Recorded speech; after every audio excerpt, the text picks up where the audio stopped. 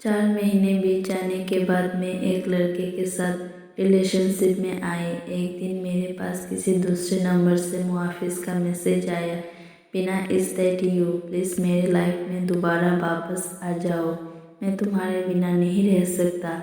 मैं समझ गई कि ये उसी का नंबर है और फूट फूट कर रोने लगी। 1 घंटे की चैटिंग के बाद मेरा दिल फिर से पिघलने लगा।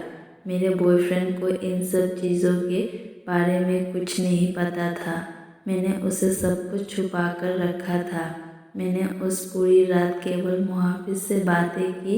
एक दिन मुहाफिज ने मुझे अपने घर पर लंच के लिए बुलाया था और मैंने हाँ कर दी।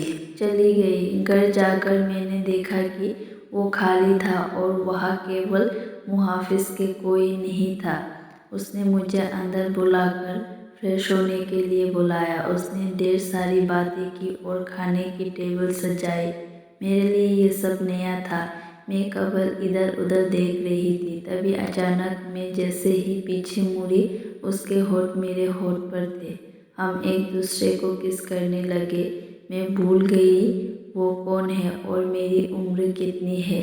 वो पहला टाइम था जब मैं किसी के साथ वो सब कर रही थी, वो भी ये जाने कि हमने प्रोटेक्शन ली है या नहीं। तभी मुझे दर्द का एहसास हुआ और मैं अपनी वर्जिनिटी उसे दे दी जिससे मैं बेहद प्यार करती थी।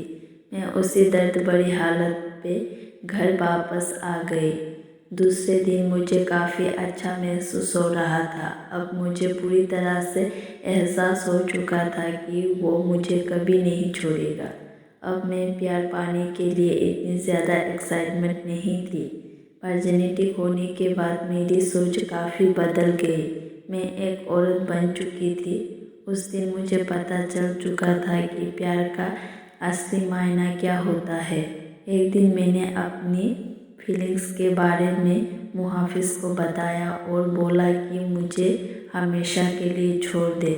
उसने कहा कि कोशिश करेगा। धीरे धीरे मुहाफिज का नाम मेरी ज़िंदगी से मिटना चला गया। मैंने उनका नंबर डिलीट कर दिया और उसने भी मुझे ब्लॉक कर दिया। मैंने फिर उससे कभी ट्रेस करने की नहीं सोचा, लेकिन उसकी यादें आज भी मुझे डराती है। मैं खुश थी कि मैं उस अजीब से लगने वाले रिश्ते से बाहर आ गई, लेकिन आज भी वो आदमी मेरा पहला प्यार रहेगा।